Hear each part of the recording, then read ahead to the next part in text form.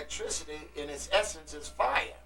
It has the capacity to disintegrate the lesser vibrations that have gone to seed in your system. You dig? And replace that with this higher vibration. Prayer language is the highest language, vibratorily speaking, on the planet, because it's related to our inner world.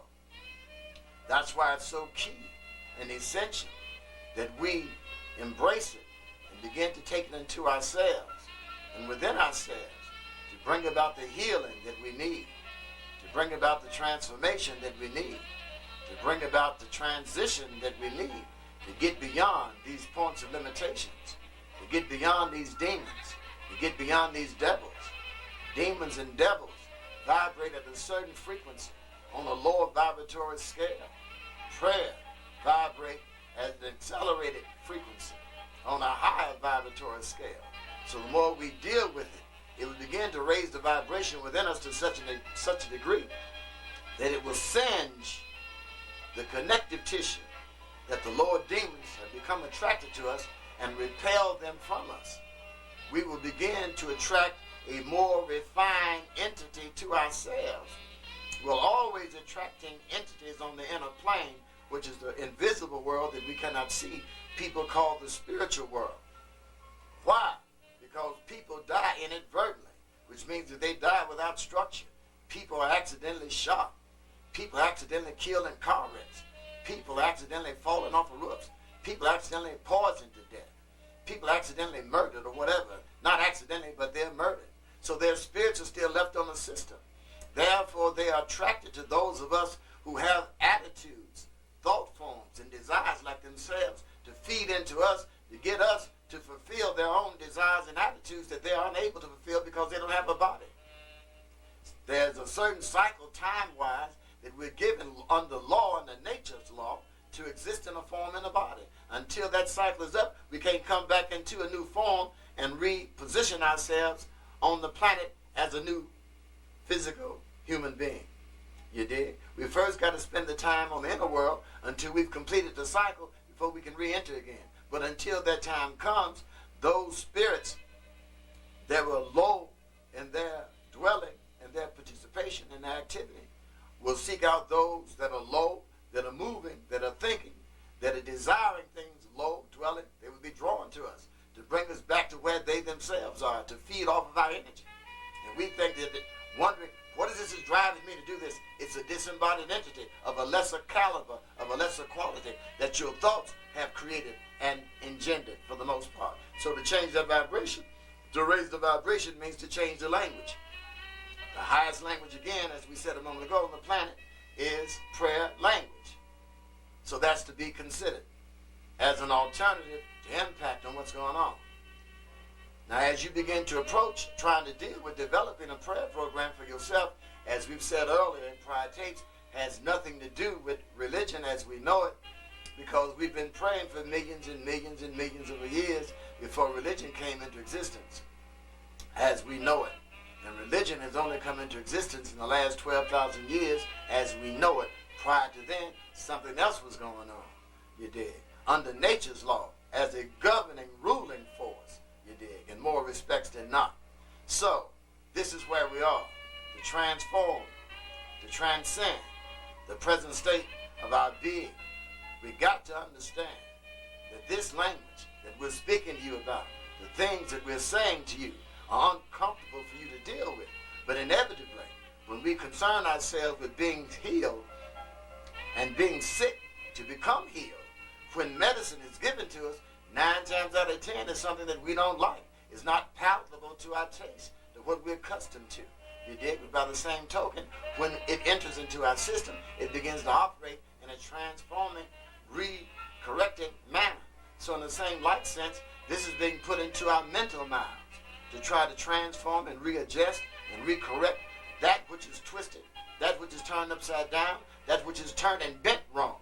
But we ourselves must have enough truth in us to have the smallest amount of appetite to be inclined, to be drawn, to be willing to listen to other truth that's being presented to us, that we might feed on it, that we might take it in and try it and experiment with it. It's of no significant value to leave it on our mental shelf. We've got to put it into practice to see how applicable it can become with ourselves. It's all trial and error. Experience means experimentation. The same thing. So what are we willing to do to get out of the condition? No one can arrest what we're not willing to arrest ourselves. And one of the most dangerous things on the planet is to care for somebody more than they care for themselves. It's a dangerous matter. It's a ball of fire. It's a ball of conflict. It's a ball of confrontation. So someone comes into your world and tries to show more care for you than you got for yourself. It's a boxing match, endless, 9 times out of 10. We got to display some care for ourselves. But how are we going to do that? Until we are fed something that will enable us to care.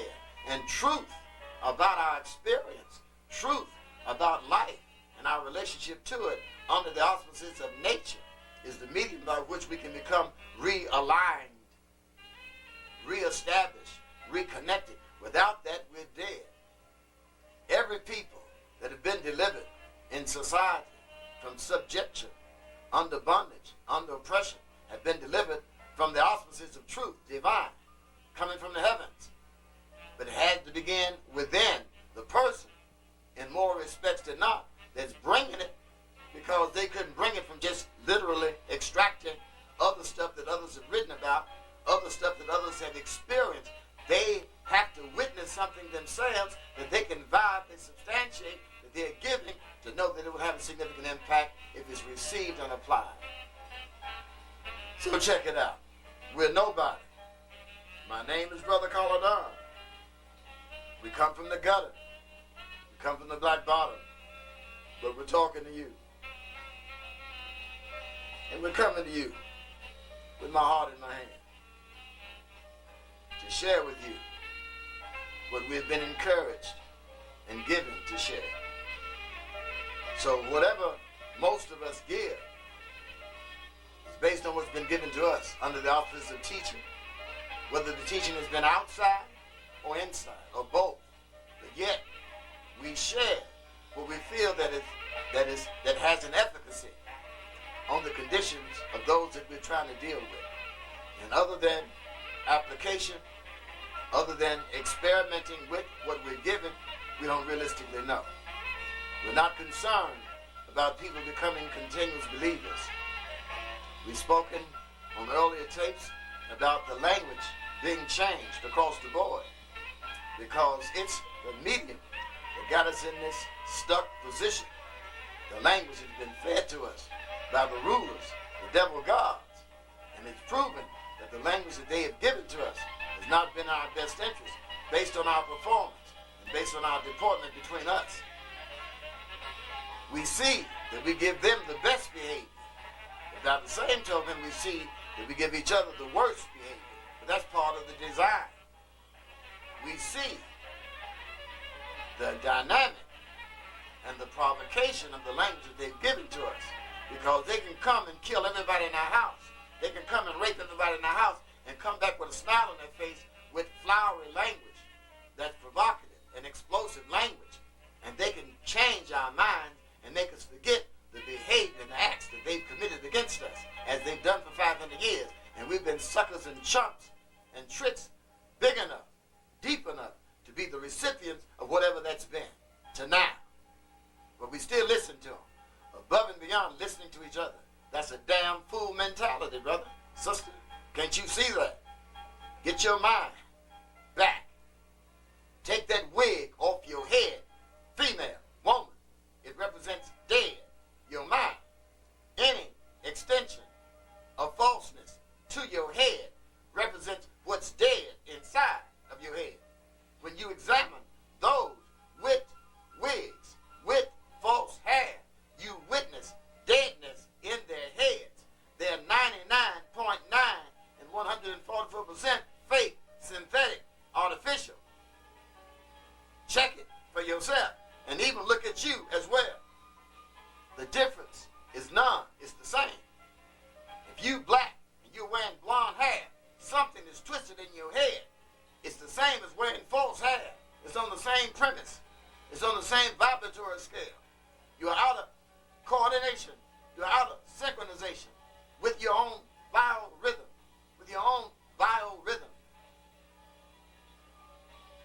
We're supposed to vibrate at a certain frequency of melodiousness, of harmony, of orchestra-ness. You dig? We're supposed to be able to connect and harmonize with those among us predominantly, fundamentally. When we find out that we cannot, we find that we're not in tune like a piano. It needs to be retuned.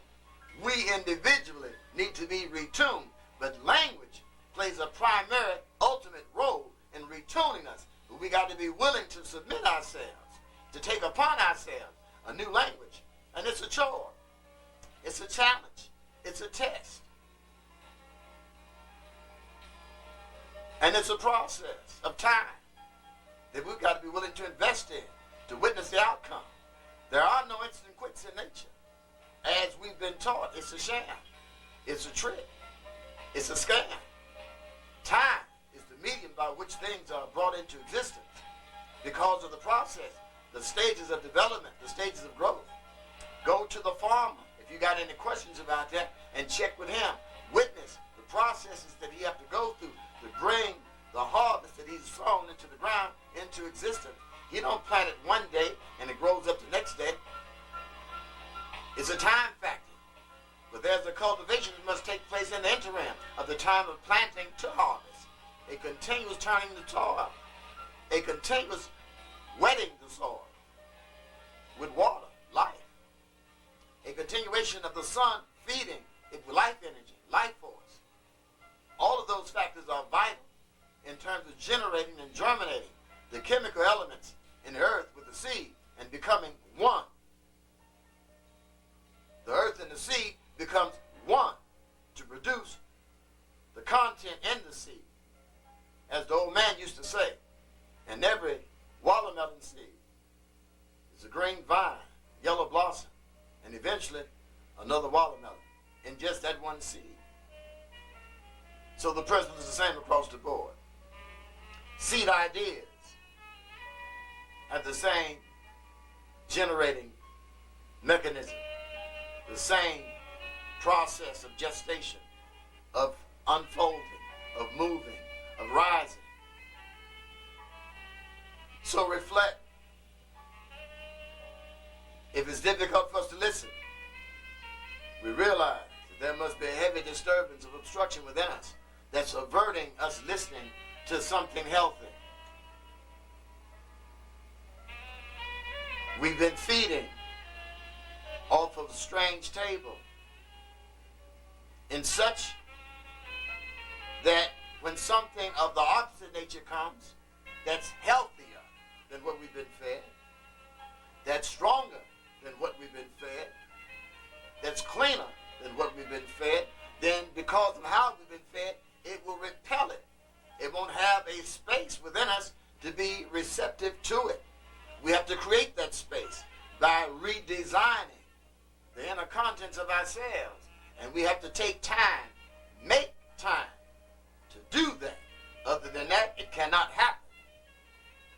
You've heard the saying, a person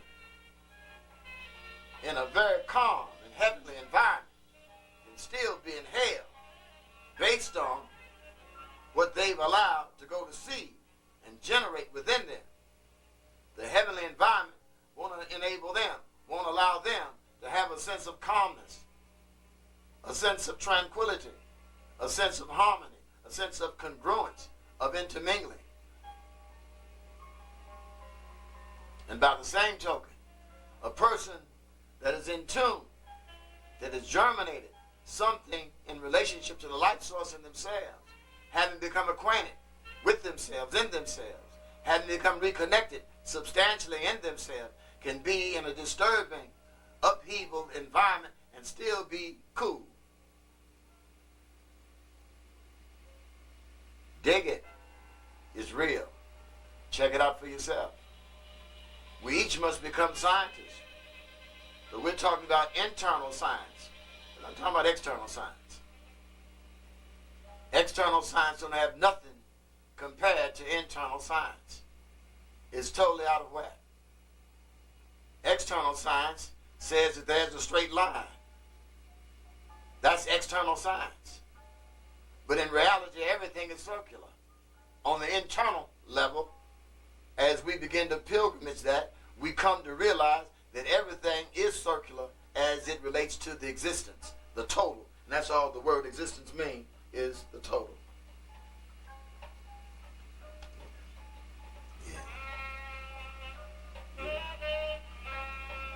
So this is the brother El Kabar, and Pharaoh Sanders accompanying me in the background. It's El Zabar. Brother El Zabar, forgive me, I think that's his proper description of his name.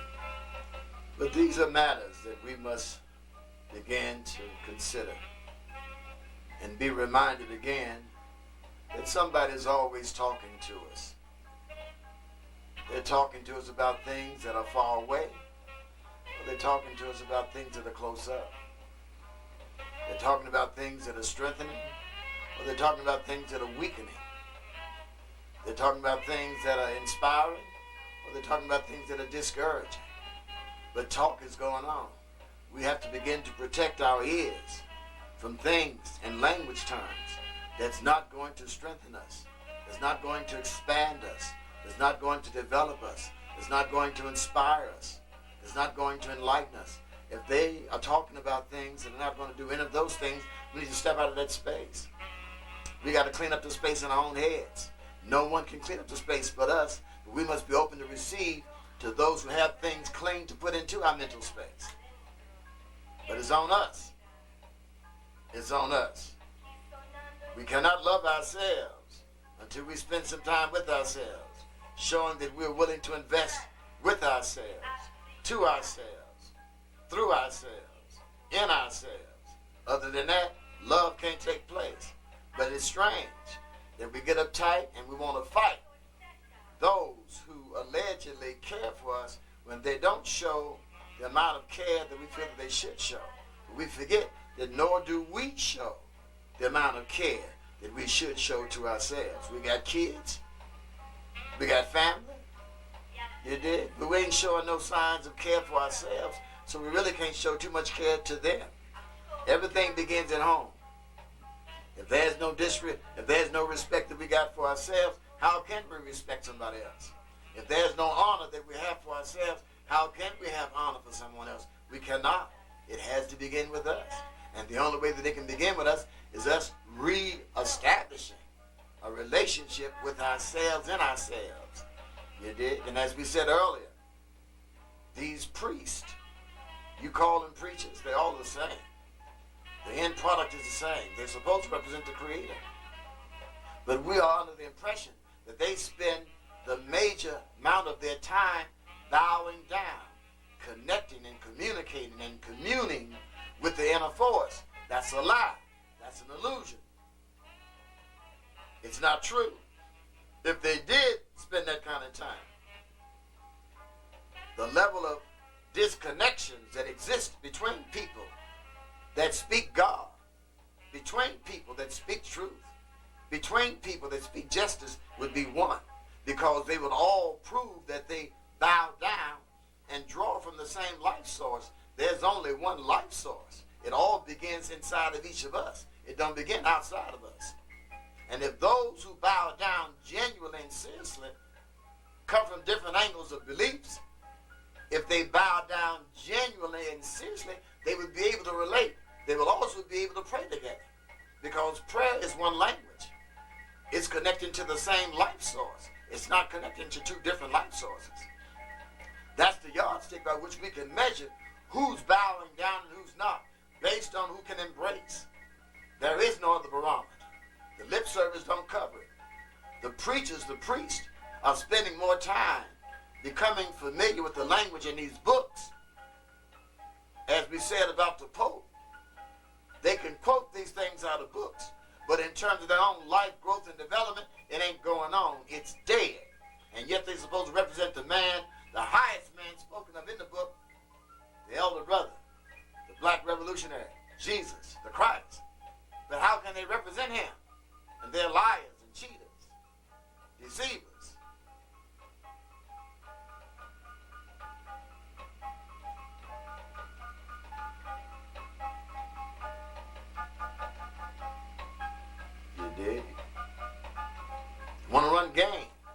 scheme. You know? It ain't going on. But we got all this knowledge, but we can't even see the simpleness.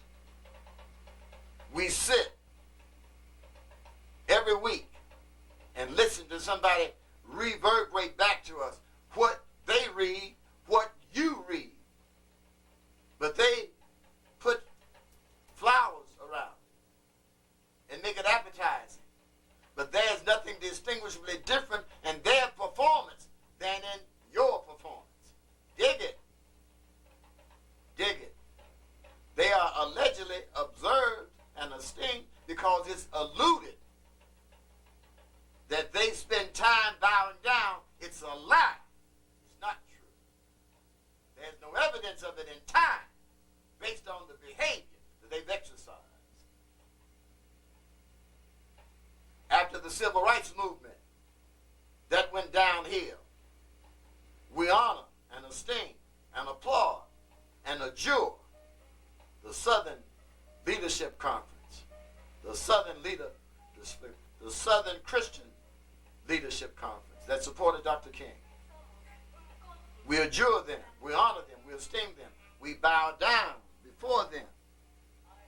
We esteem and we bow down to the NAACP during that time of the civil rights movement. We adjure them, we applaud them, we honor them during that time. But since that time, they've fallen out the back door backwards, big time, across the board. Not all of them, because we said earlier, there are no absolutes other than the Creator. Everything else is more or less. Remember that, please. And when we get truth, please remember, it's not to be applied outside before it's applied inside of ourselves to correct us first. We must be corrected first with the truth, totally, more so than not, predominantly, let's say, before we try to apply it to someone else. And when we try to apply it, it's not to condemn, it's to try to assist, to reconstruct, to reassess, to re-examine.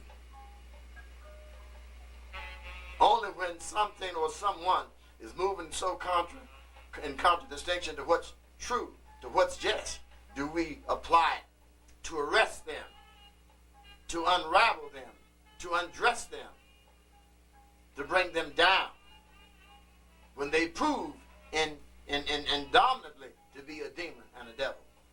You did. But other than that, it's the procedure that we just made mention of. But check it out and be reminded, we're nobody. Just a little cat, black cat, small cat, Brother Caladon, that's me, coming to you through the greatness of the oneness, the black man, bringing us back in mind to be reminded that we're one. We're at war on this planet, black man, across the land. Those that are among us, that are of us, in other areas of the earth, are looking to us to correct the war between us here. You dig? That the Caucasian is the root stirrer of 9 times out of 10. When we make an impact on the enemy inside of us, we automatically make an impact on the enemy outside of us. Internal work must be done.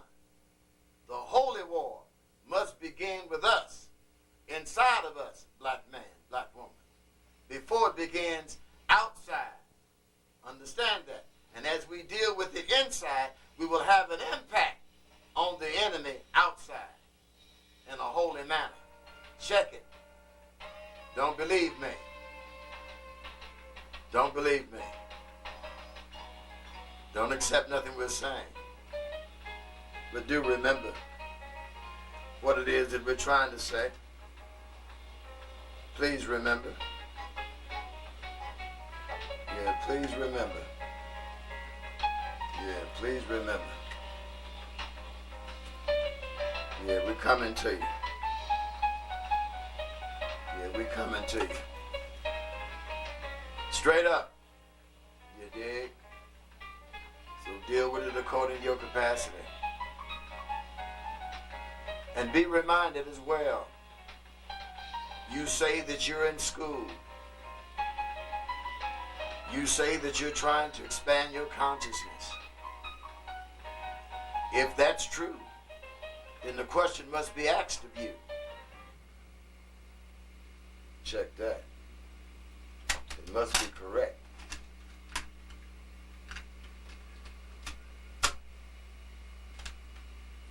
Are white folks the only ones that can teach you?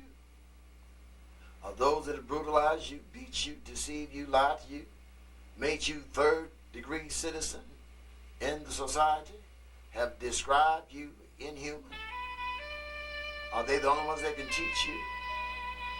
Your studentship can only be validated based on your openness to be impregnated with knowledge that you're unfamiliar with outside of your realm of gathering.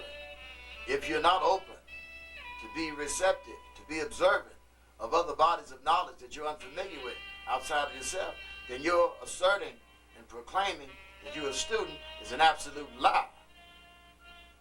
You're a liar to yourself, and you're a liar to those that you engage, inferring to them with all of the books that you carry in your book bag, which is all a sham.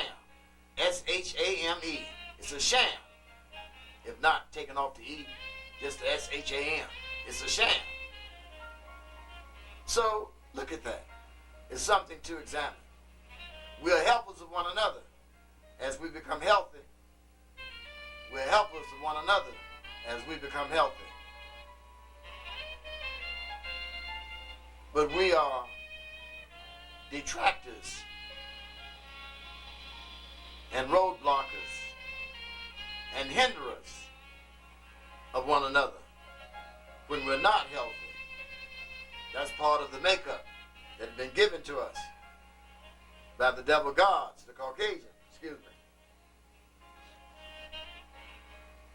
They have made us this way. Environment is the molder of consciousness. And however the makeup of the environment, so becomes our consciousness, rationality. What does that mean?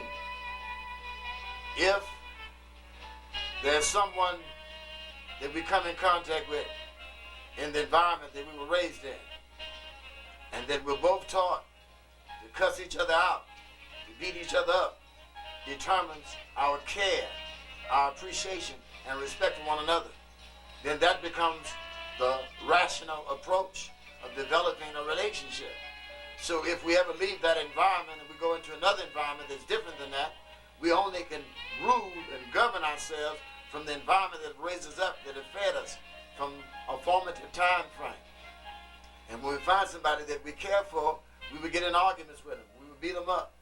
We would cuss at them, say bad things, because we think this is the approach in terms of expressing our care, our respect, and our appreciation for them because of how we've been trained.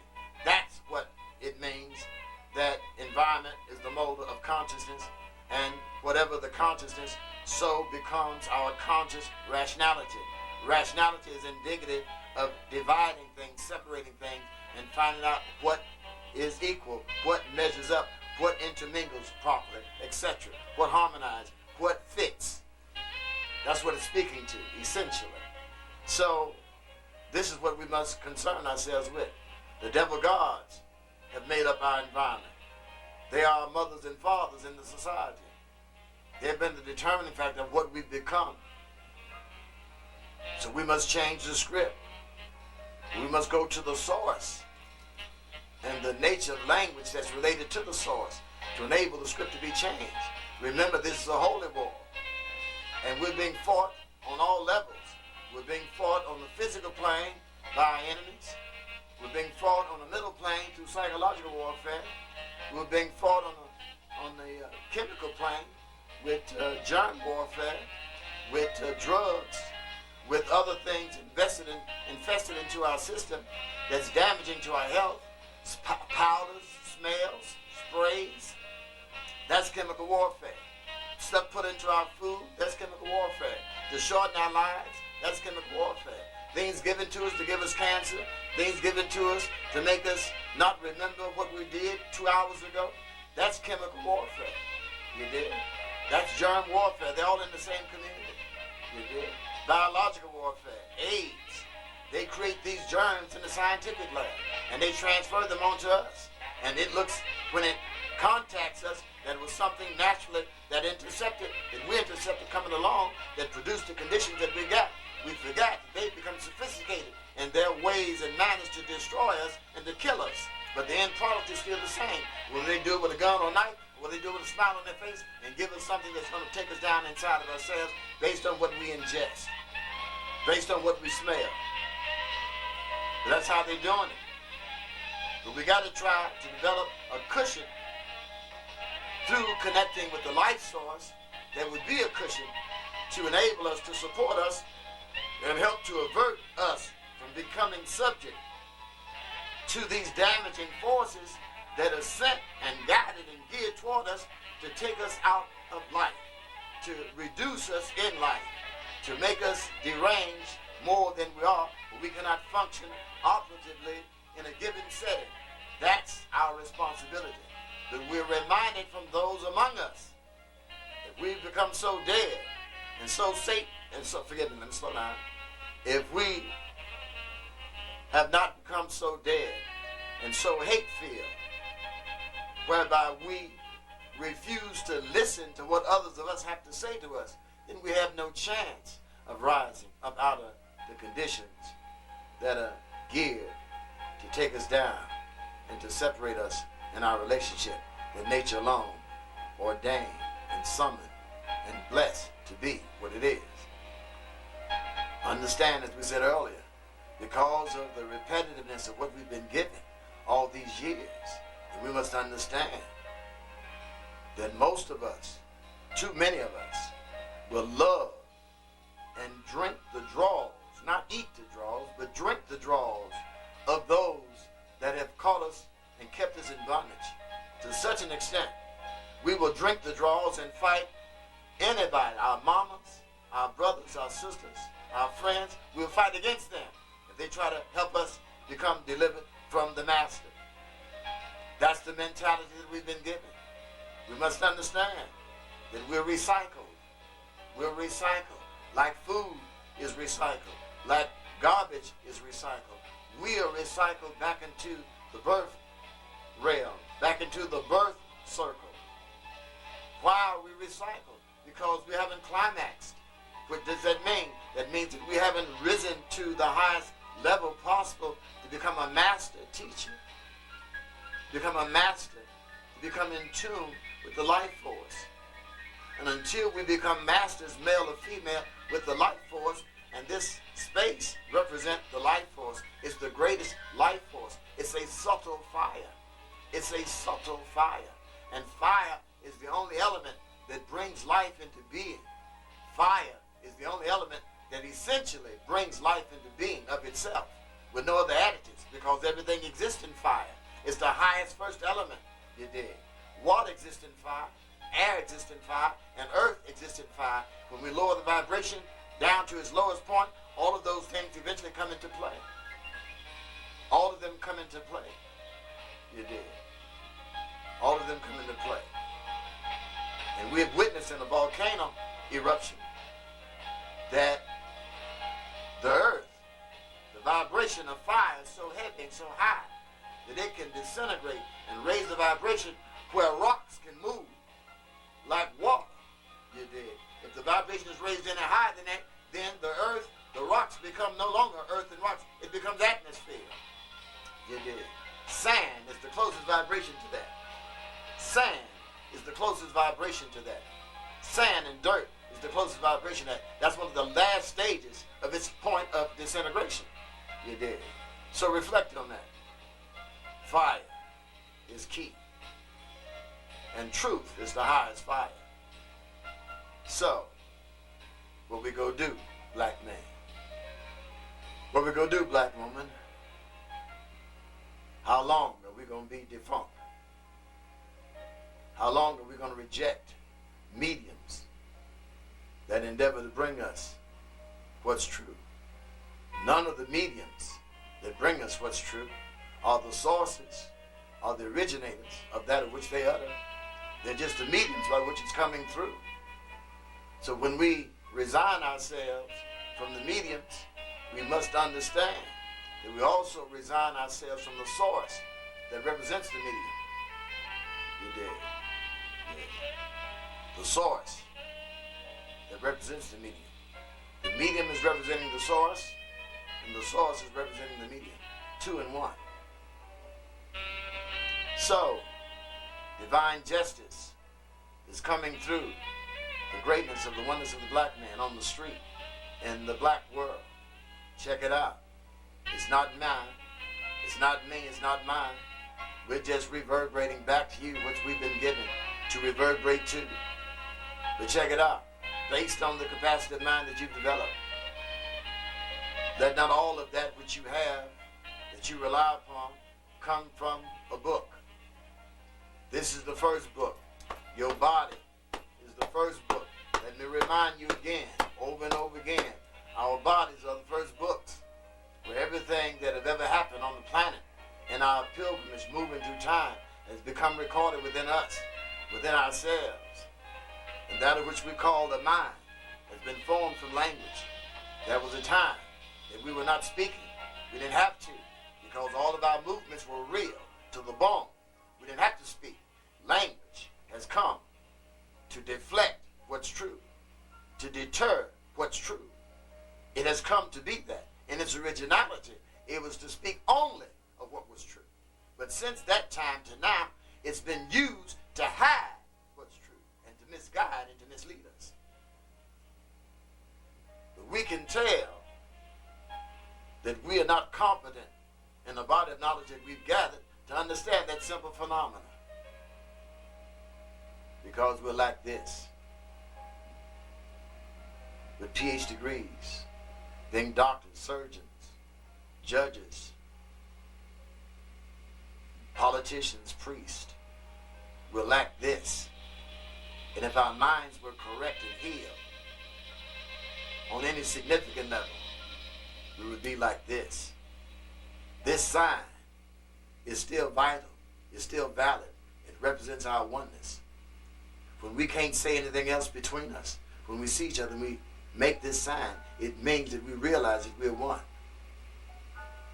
If we misappropriate this sign and be fake and false and devious in our effort to present this sign to one another, to lead others to believe that we realize that we're one, we will be damaged by those who witness us in that lie, in that falseness.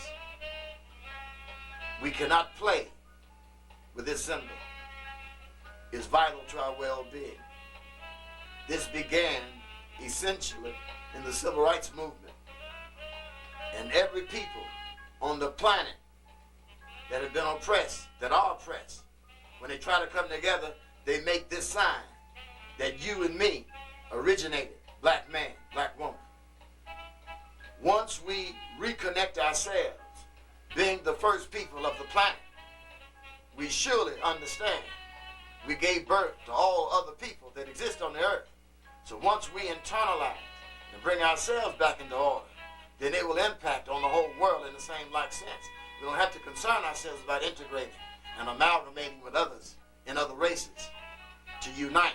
That's unreal. And the word no longer of authority has never been realistically to unite. The word of authority is an allegiance between us. An allegiance between us is the most feared sound to be uttered among us, to us, with us. Allegiance to black people. Allegiance to black people. Allegiance to black people. Allegiance to black people. Black allegiance. Black allegiance. Black allegiance to black people.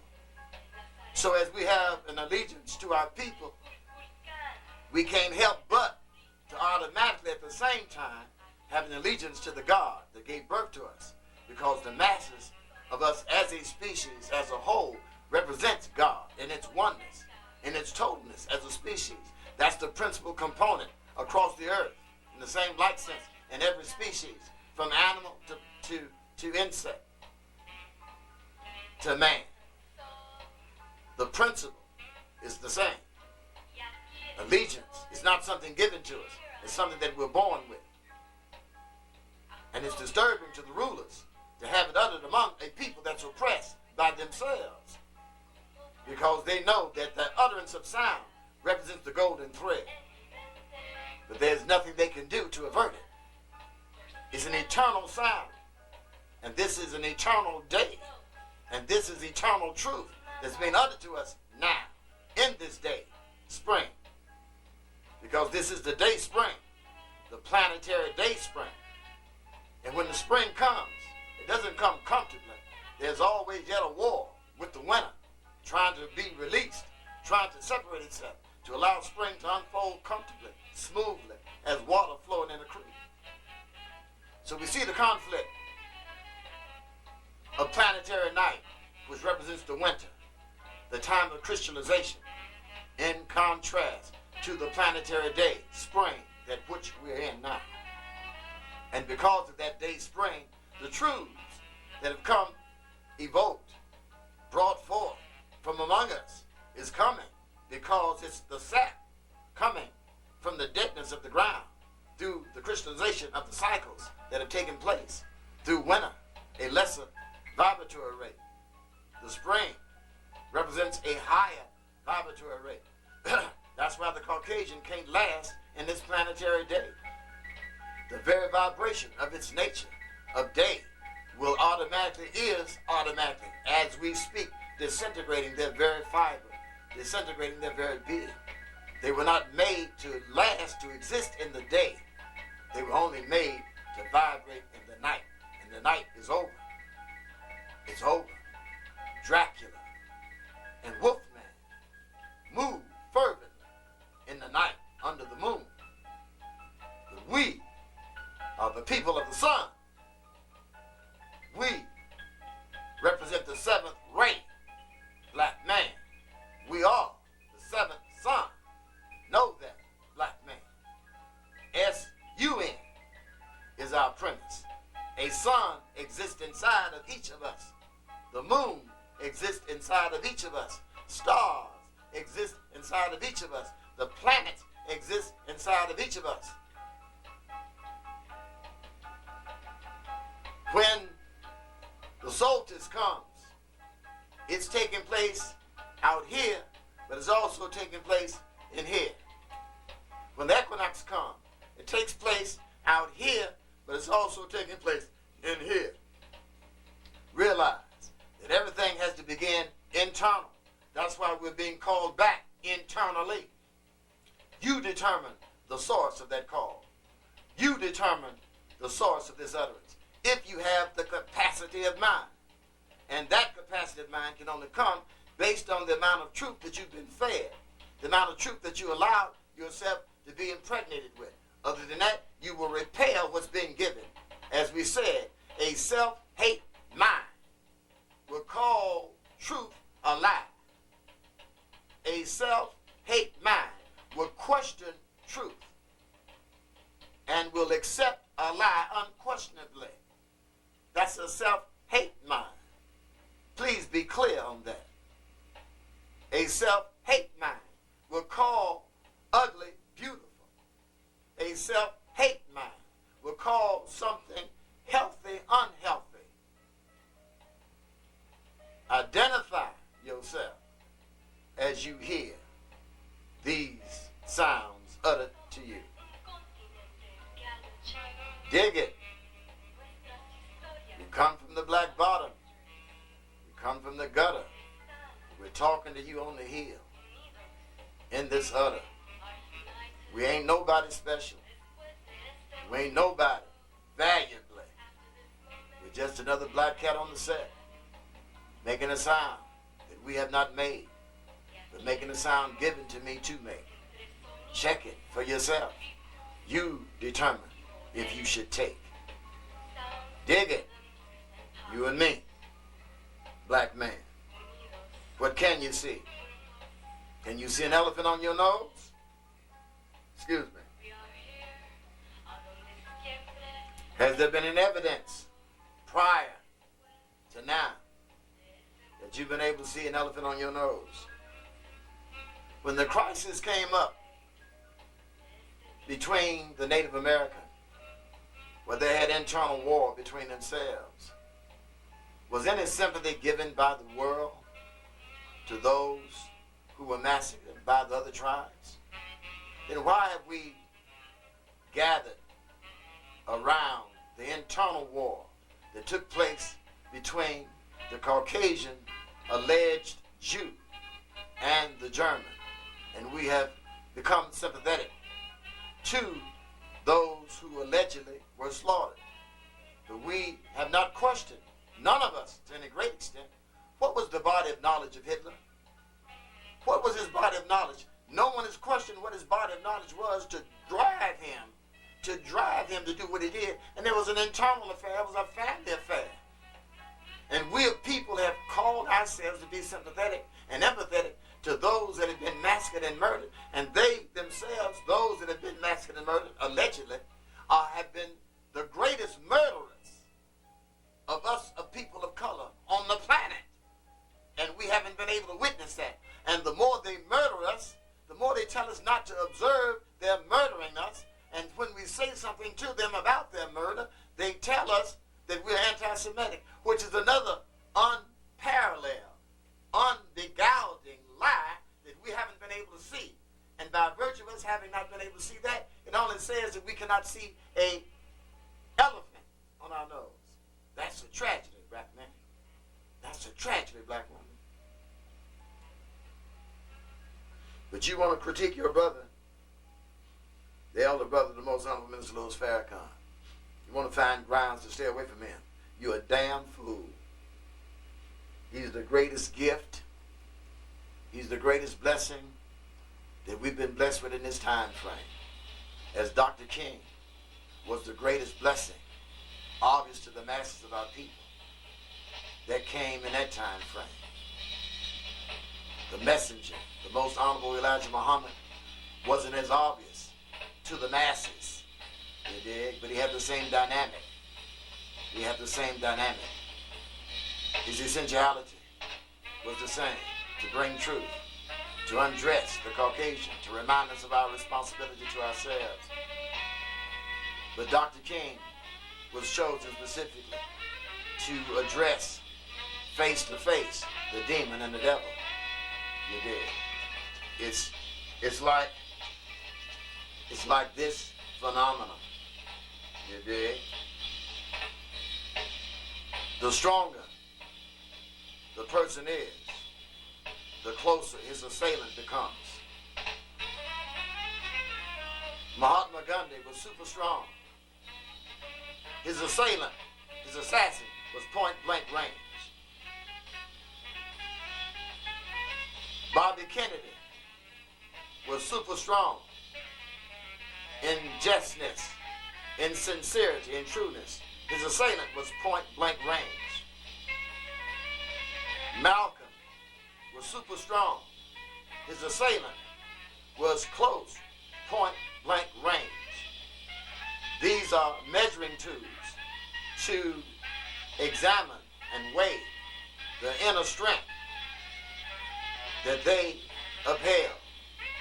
Though Dr. King's assailant wasn't as close, yet he was as strong because of his endeavor, because of his tracks. Malcolm didn't have to contend with opposition in the same context that Dr. King contended with. You did. Doc was face to face, breath to breath with the assailant, with Shaitan.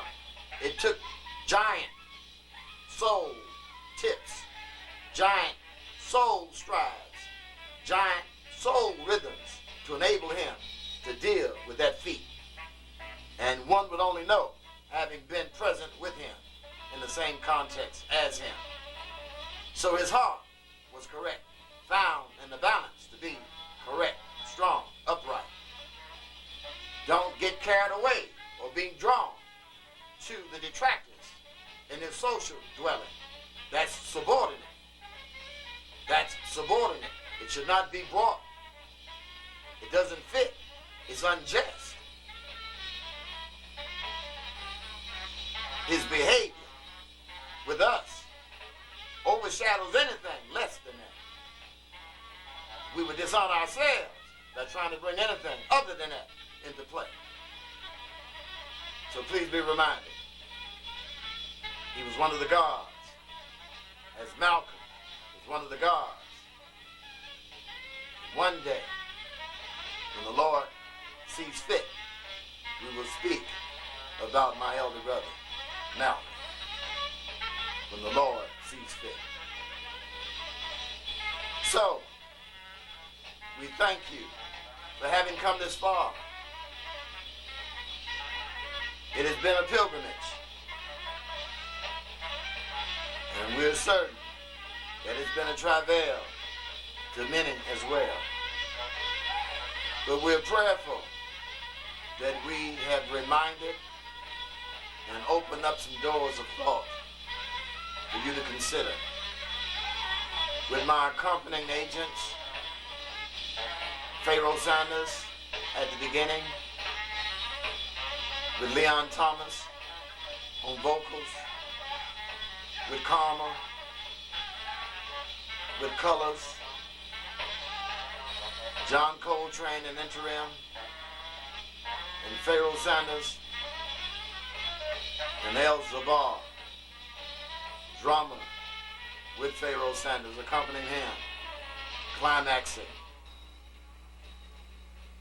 But it's been a musical interlude of cosmic jazz energy intermingled with this endeavor to impregnate your space, to infiltrate your houses, your mental houses, your cosmic houses with this frequency of energy, with these utterances of sound, that truth alone can be found. So, examine what have been uttered, examine what have been said, and see where you can find your head. Dig it. It's that time. When a body of knowledge comes in any experience, it's coming to allow us to measure what we have on hand, to see if we have the capacity to measure what's being given to us that's different, that's new, to see if what we've had prior to is advanced to what's being given now, or if it's less advanced, if it's strong, that we have more than what we're being given, or if what we are being given is stronger than what we have. Those analyses, those observations are inevitably made as we move day to day without pre-structure. They just automatically come into play. And sister, my beloved sister, you're the baddest thing that ever walked the planet, girlfriend. Yeah, you're the baddest thing that walked the planet. And possibility. And possibility. To bring out the ultimate of your possibility requires you to bow down and reconnect with the life source, because you, foremost, are to represent truth to us. Black woman, you, foremost, are to represent justice to us. Black woman, foremost, you are to represent honesty to us. Black woman, foremost, you are to represent genuineness to us. Black woman, foremost, You represent sincerity to us, because to all of us, you are mother. And the nature of mother, initially, fundamentally, without structure, without thought, is to provide these attributes of godness. Know that when we came into the world, we could only see you as goddess, because you were the first, representing our maker, the medium by which we came into being. Your responsibility is to feed us, not just with your breast, but to feed us what's true, to feed us what's just. Know that. That's you, black woman. You must rearrange your world. You must reconstruct your head. You must reassess your heart and clean it and separate it apart from evil and injustice and unfairness. But the only way you can do that is spend some time bowing down. It can't be done no other way. You must be able to see. Now, black woman, you're being called today, in this hour, in this day spring, calling you from the gutter, black woman, calling you from the black bottom to come back, to realize your responsibility to yourself. Until you can realize and accept responsibility to yourself, you can't accept your responsibility towards your son. And we are your sons, your firstborn. We've eternally been with you. Eternally, since you came into existence. Though we were not initially visible in that context, we were still inside of you, as we said earlier. In every woman there's a man. In every man there's a woman. The polarity is operating. Now we must balance it and not become homosexual, not become perverted, not become impaired, not become disdained. In the authenticity, the Lord God of our mothers and fathers have brought us to reign. Now and eternal is the cry. Now and eternal is the cry. So, you and me, girlfriend, get that wig off your head. It represents you being dead. It represents your hateness and your hatefulness for yourself and who brought you into existence to be a life wealth. You represent that to us in your erectness. In your erectness, upright, vertical, reaching toward heaven. And we, of course, would be correct in our dealings with you, reaching toward heavens. That we must, as black men, as black males, stop and end our pernicious ways, our wrongness, our injustices, our malice, our horror, and our ugly from being perpetrated on you. That must be checked and corrected. If we find in our dealing with you, black woman, that you've become so damaged coming through this 500 years, that you must be scolded, that you must be beat, then it's our responsibility to see and step away from thee, you, black woman, and not beat you, and not scorn you, but step away from you, because you need a greater help that you seem not to acknowledge that we are capable of being able to provide. So, let's be clear. We're on a road, black man, black woman, to reshape, to regroup, to redesign. But we first must reclaim our own original mind. And it can only be reclaimed if we're willing to bow down and to be reacquainted with the life source in ourselves. For those who hate themselves, those see themselves as insignificant and damaged thoroughly hate to hear these sounds being uttered. Only those who hate themselves and see themselves damaged thoroughly would hate to hear these sounds repetitively being uttered and echoed to them. That's part of the process. Understand that. That's part of the process. So, here we are. Check it out. Check it out. Realize, as we've said before, the sounds and utterances of truth that have been echoed across the land, across the earth, by us, through us, have been summoned by the Lord God of our mothers and fathers, whatever you like to call it, whatever's comfortable for you, but the end product is the same. The sounds are coming to you out of that framework. None of us are creators of these sounds that's applicable, that fit like a shoe to a foot. As they come in that manner, they can only come from the divine forces that rule the space.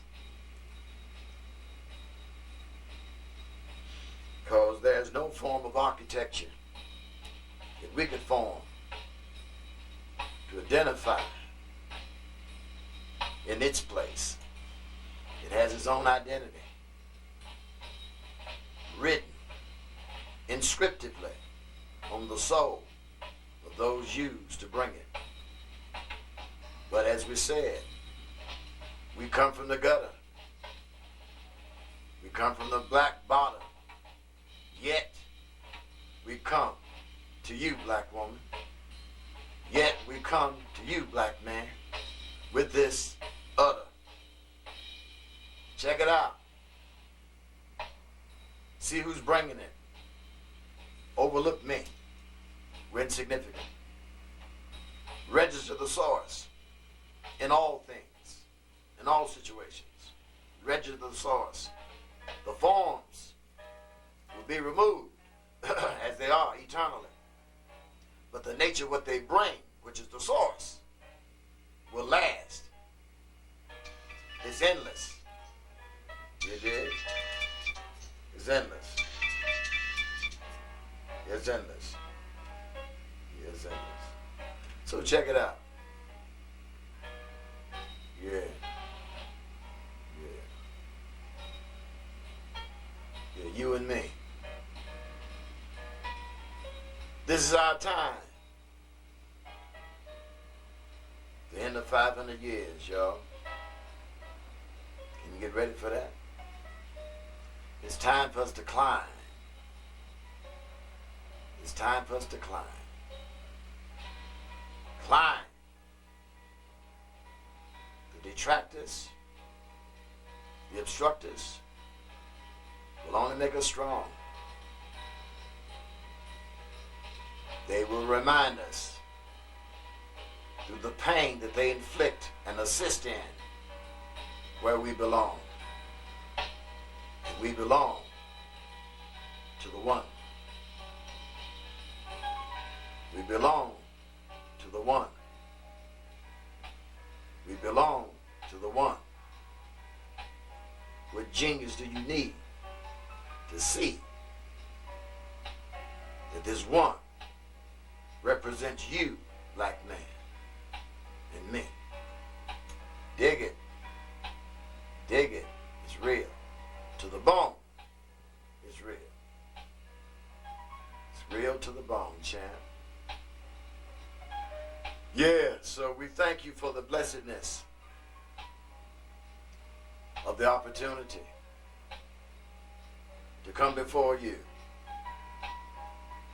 to exclaim and to proclaim, but have been encouraged in me.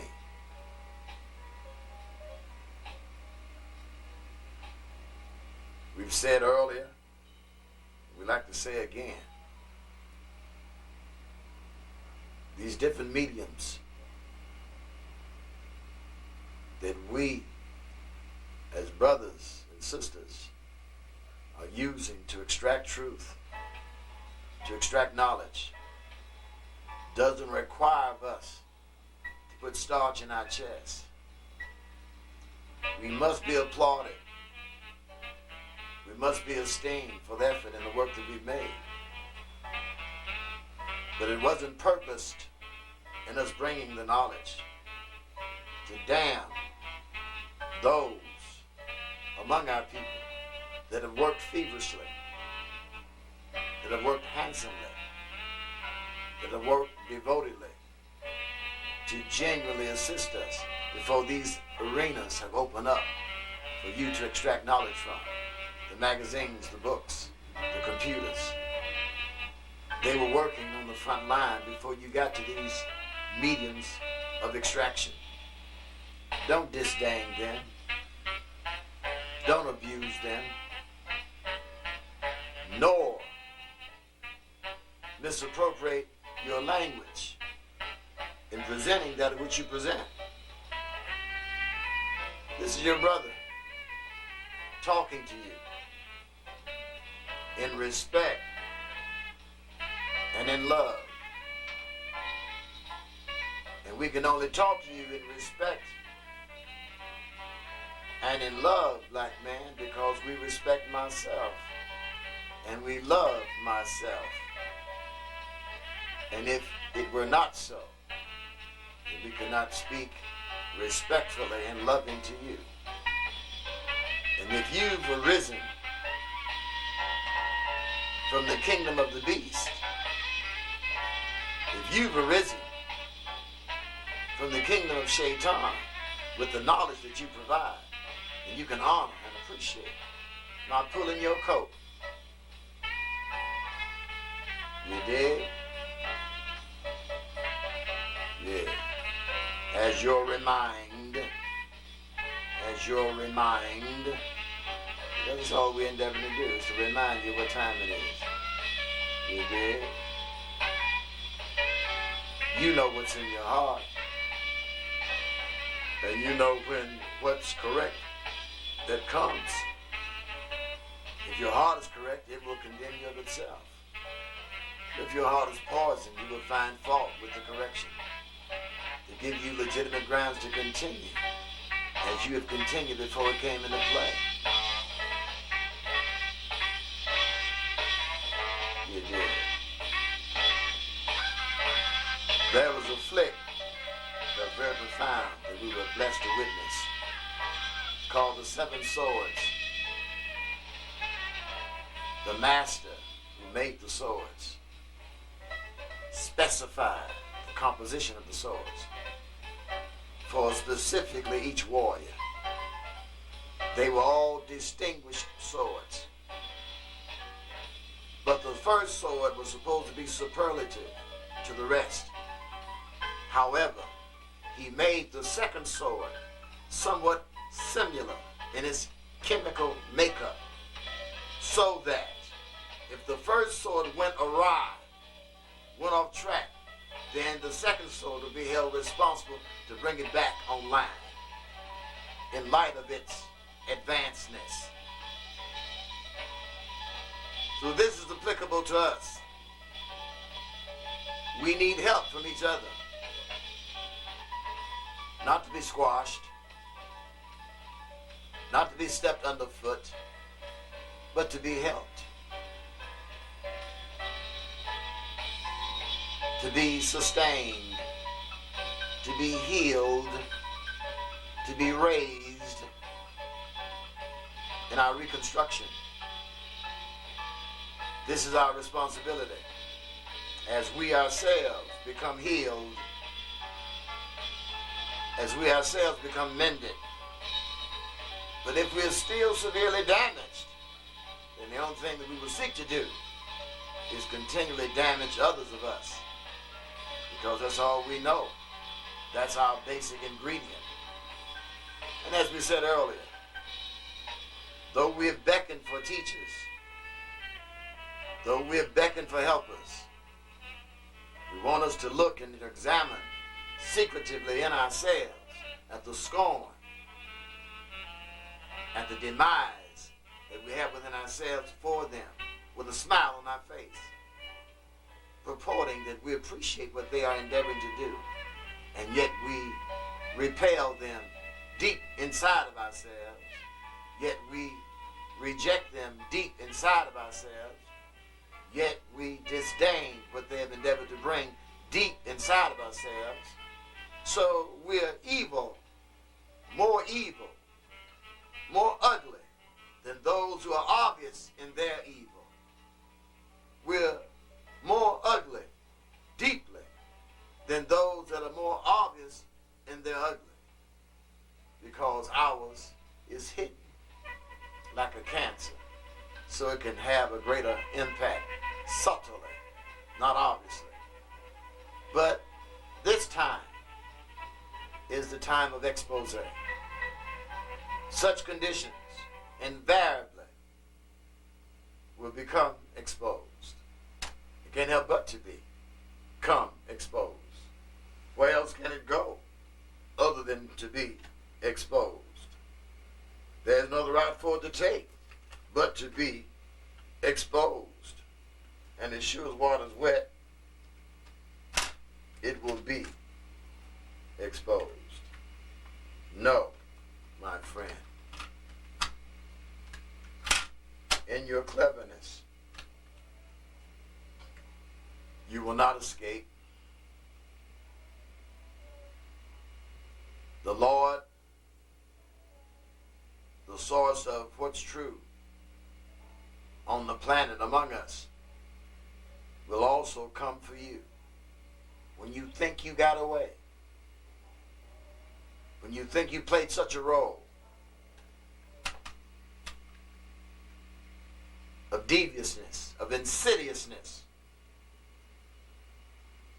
you think you've escaped, you will be reminded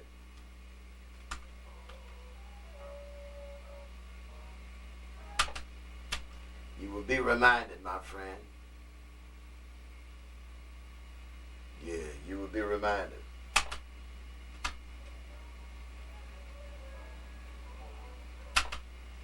You will be reminded that you have been found and undressed. Yeah. And there are yet some other chastisements that you can't even see that's coming, because of how treacherously evil you dealt with the matter that you are involved in your insidious proposal to create the defunct energy field that you've created against your helper, against those that would endeavor to teach you. They came to you with their heart in their hand. They came to you honest and open, sincere and just, and yet you defamed their endeavor at your ugliest best. But observe, don't believe me. Witness how divine justice will treat you as you move along in your wicked school to do what you do. Yeah. And after it's all said and done, be reminded that we're still one. We're still one. It's the greatest call. It's the greatest sound.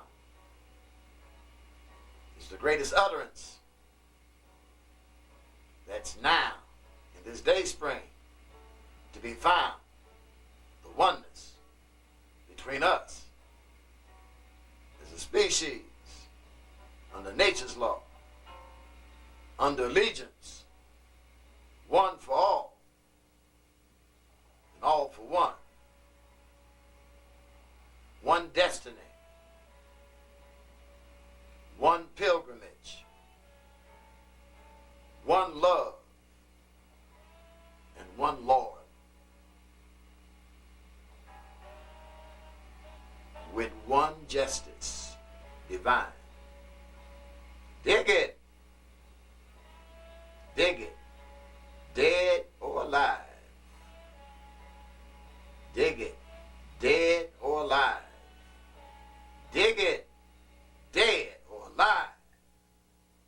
One justice divine will have the last ride between us, black man. He will have the last ride between us.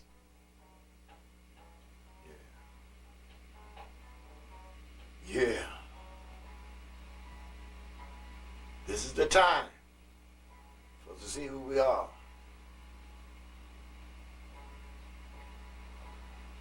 Yeah, this is the time for us to see who we are. Dig it. Dig it. Dig it. Yeah, dig it. Yeah, dig it.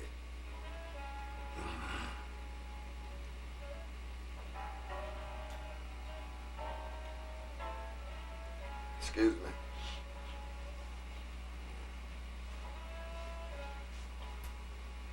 Yeah, we're coming to you from the black bottom. We're coming to you from the gutter. Coming to you, last cat in line, to utter these sounds, these rhymes. Dig it. Now, year 2012, February the 17th, is the time. Do it. Deal or die. Yeah. Do it. Deal or die.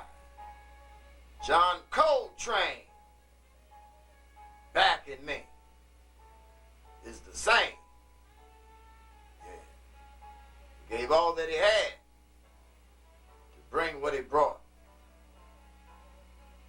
And in my smallness,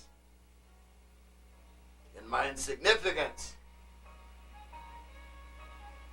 in my being last in line, we're trying to bring all that we have. And that's the only thing that we have sought to do, is to bring you with the Lord, whoever that is, whatever that is, that it produced this day, that you are now to view. Dig it. Bigger than me. And it's bigger than you too. Yeah, dig it. We love you, black man. You're the baddest cat on the planet. The strongest cat on the planet. The most ingenious. The most creative.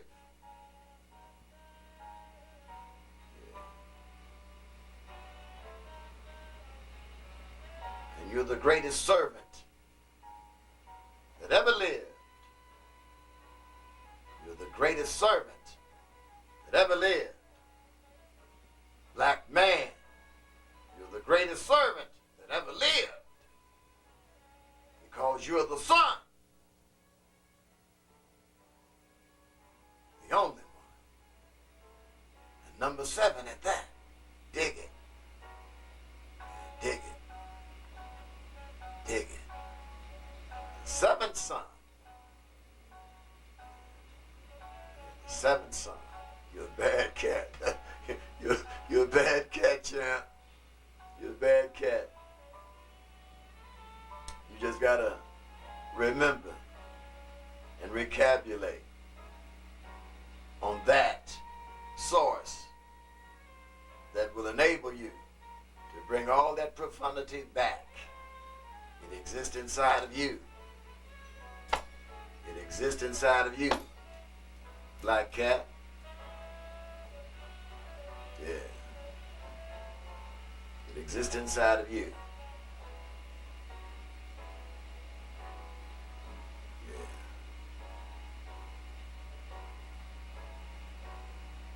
This is my logos. The Black Panther. And the black elephant. And the black ant that we don't have an image of. We got 3 logoses. The black ant came last. These 2 have been, as long as we have been in consciousness, they've been given me as my logos. Yeah. We thank the Lord God of my fathers, Lord God of my mothers, for providing the energy of support, the imagery of endeavor.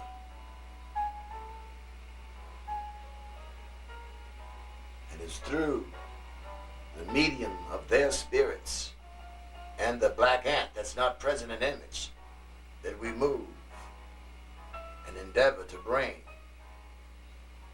that of which we endeavor to bring, which is not mine. The sounds that you hear me sing, they are not mine. They're lent to me, to lend to you. See if you have some space to copy that too. Black man,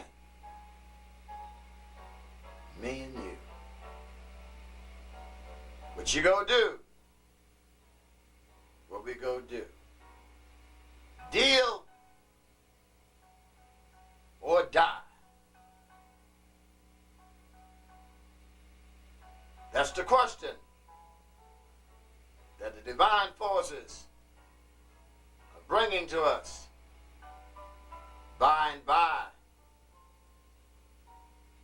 To deal means to stand up, to honor the truth, to become just, to become upright, to become a warrior for the Lord God of our mothers and fathers, representing our people.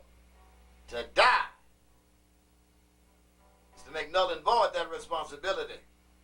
To die is to stay stuck on stupid. To die is to stay in the bowels of the devil gods and be a dog for their summoning. To die, to be a self-hater, continuously smothered, submerged, drowned in it. To die, to be a traitor, to be an infiltrator, to be a double agent against our rise. All of that represents death. Be clear. That represents the rest. Dig it. So you decide, black man, if you go deal or if you go die. But remember, you will have company. Yeah, in your demise, in your destruction. You will have company. As we've already spake, you will have company. Those that you're familiar with. Those that you're familiar with. Yeah, yeah. Those that you're familiar with. You have company. That old saying that misery loves company, you'll have yours as well. Know that. Yeah. Know that. Yeah. The Lord our man is on the throne. The Lord our man is on the throne. The Lord our man is on the throne, black man.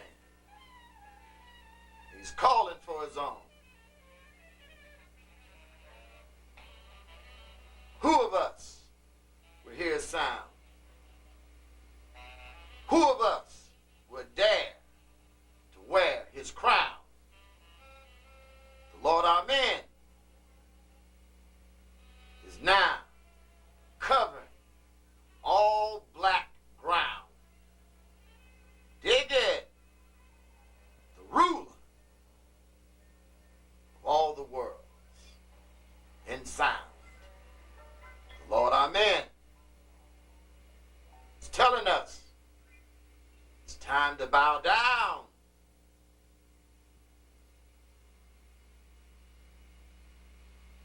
It's time to bow down.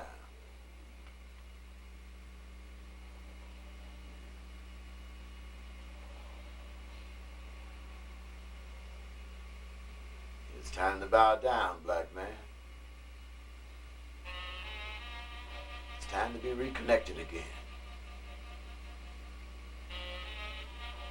to the life source that at one point in time we knew unquestionably that it was our friend.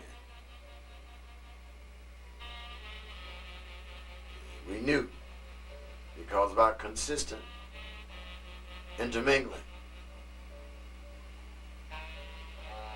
But since then, we've become dismissed from ourselves. Therefore, we have dismissed it.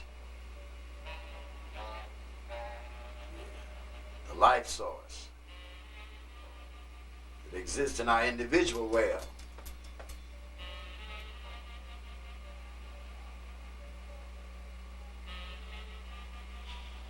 Yeah.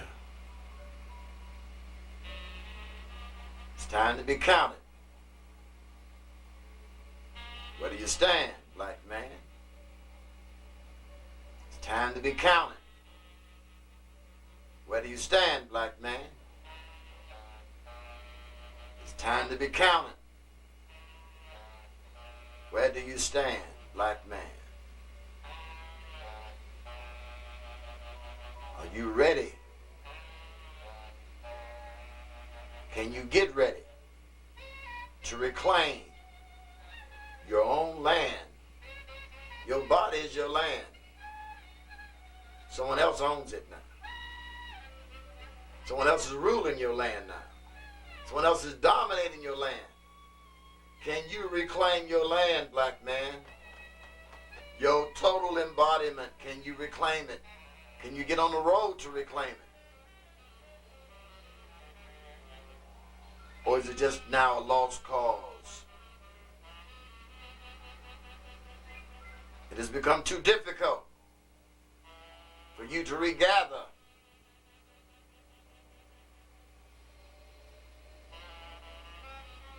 Yeah, we understand. But as it has been said, you have not been left alone. You've been given a lot of help among us to help you to come back home to yourself, to your people, to your species,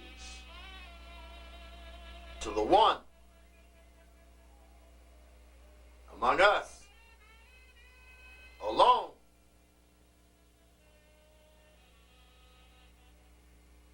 It's an individual endeavor. We can be helped. We can be reminded. We can be assisted. But conclusively, we must take the move. We must exercise the acts to enable us to come all the way back where we belong. In us. The evidence of us moving in that direction, as we've said repeatedly,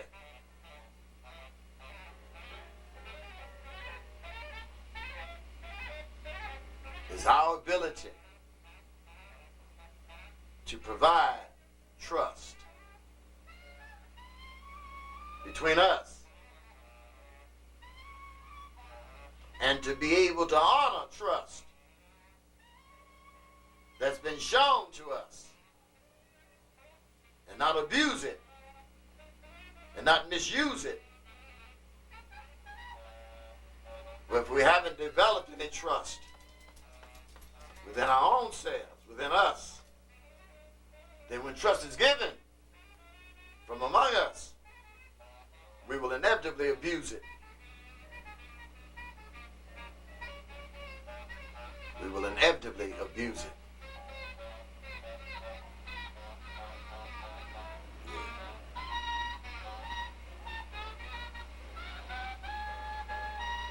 Walk on it like ready-made dust. Yeah, because we're too weak to do anything more than that. Yeah, we're too weak.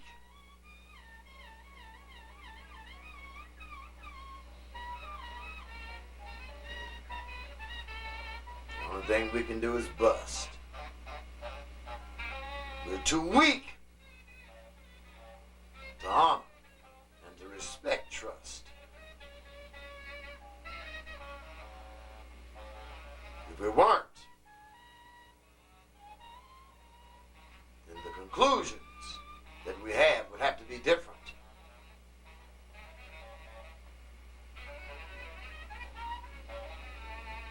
But this is our exchange.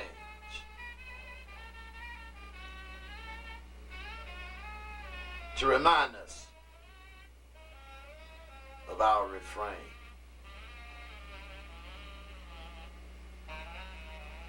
So there will be no excuse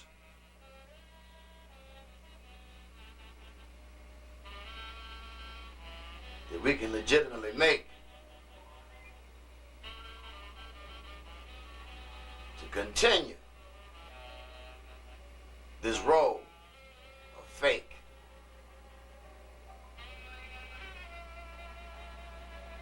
Gotta do something with it, champ. Gotta do something with it. The curtains are being drawn. The curtains are being drawn.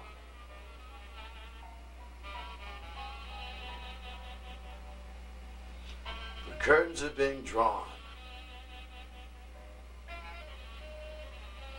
So what you go do, black man? What we go do? The Lord of our fathers, the Lord of our mothers is calling you. Can you hear your name?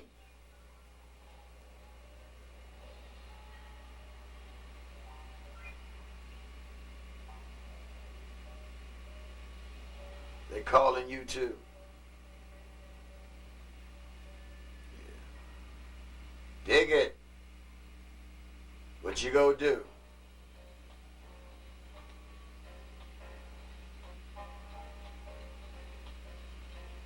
The people on Front Street,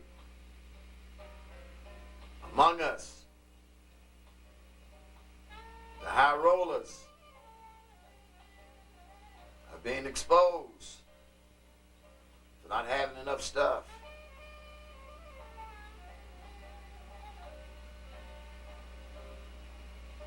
Their money, their positions, their limelight lives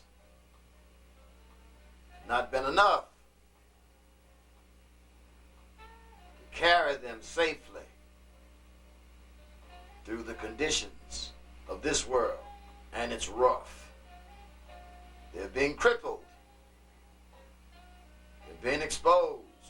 They're being cast down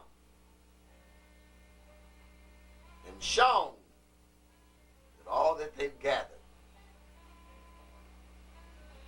in material wealth, in money in the bank, fame and fortune, has not been enough.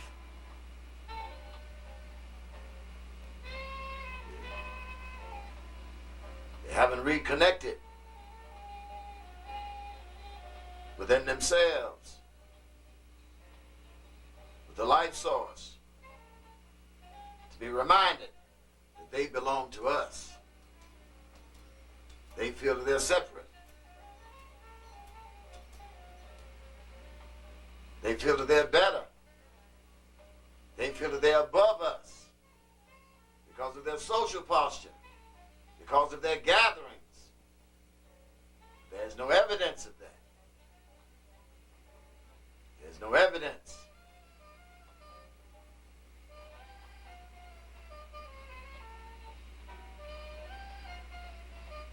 There's no evidence. Okay, black man, you and me. We're going to get ready and shut this down. But we thank you for those who've been able to make the trip to examine, to analyze,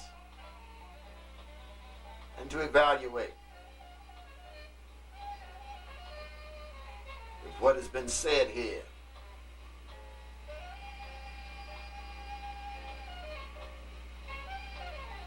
is strong,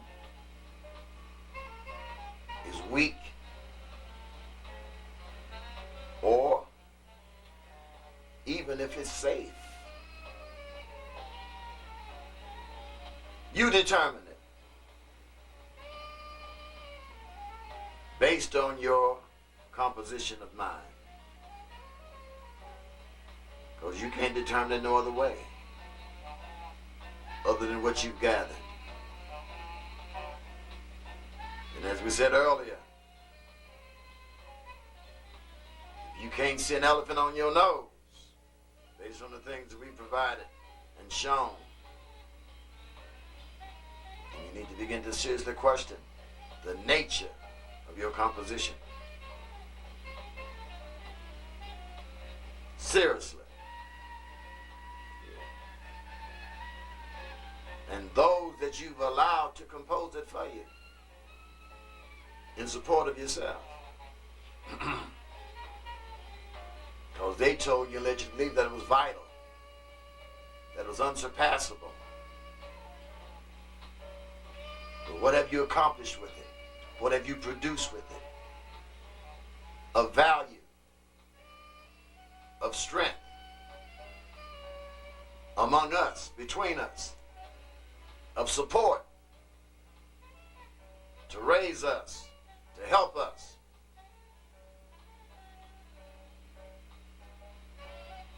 What have you produced? What have you brought? What have you wrought beyond your mouth, which has proven to be short? Super, S-H-O-R-T, all caps, in quotes, underlined. Yeah, dig it.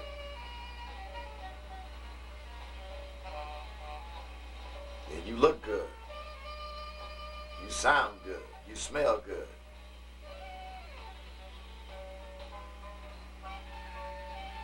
What you brought is raggedy. It's empty.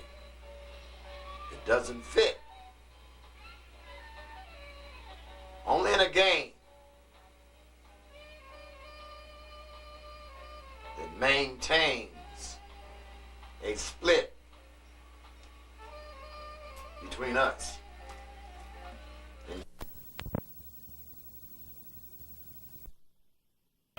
To be twisted, to be any kind of way.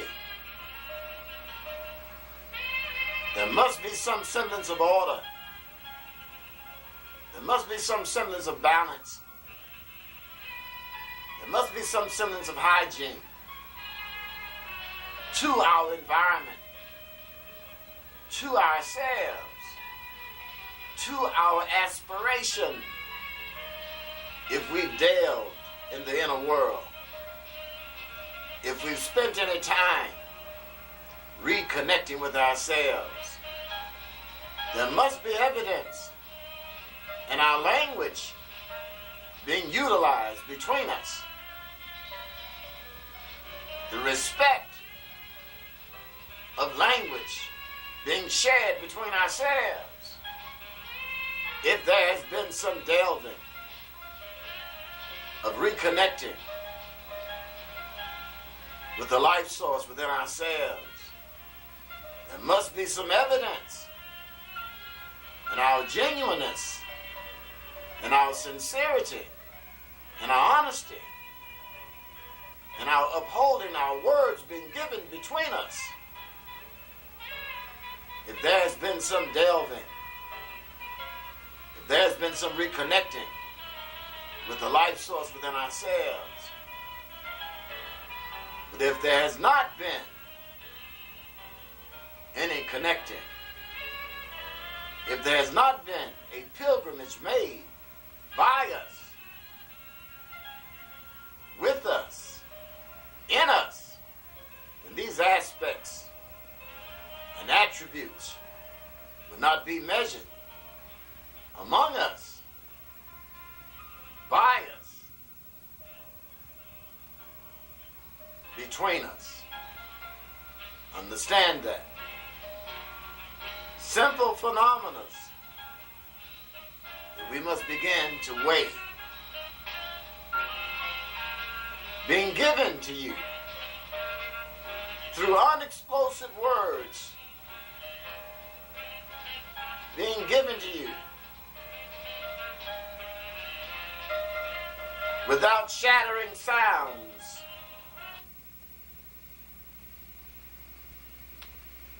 being given to you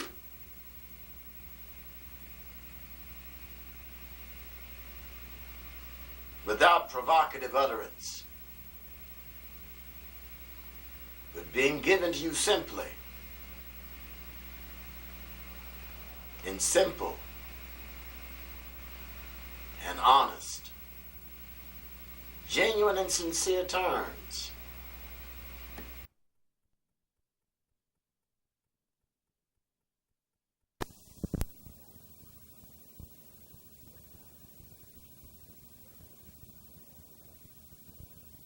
If there has been some delving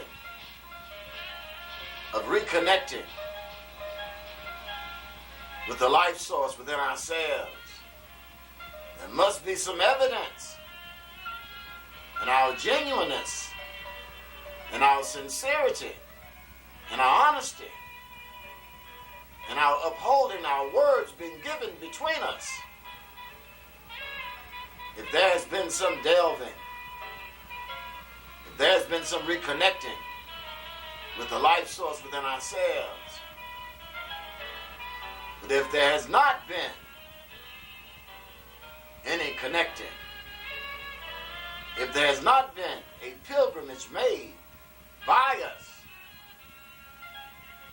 with us, in us, then these aspects and attributes will not be measured among us, by us,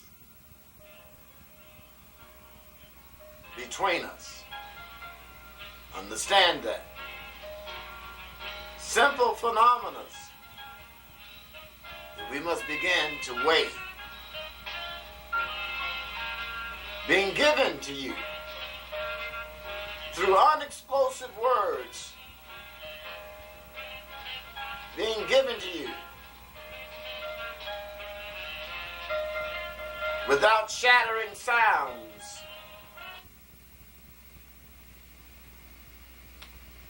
being given to you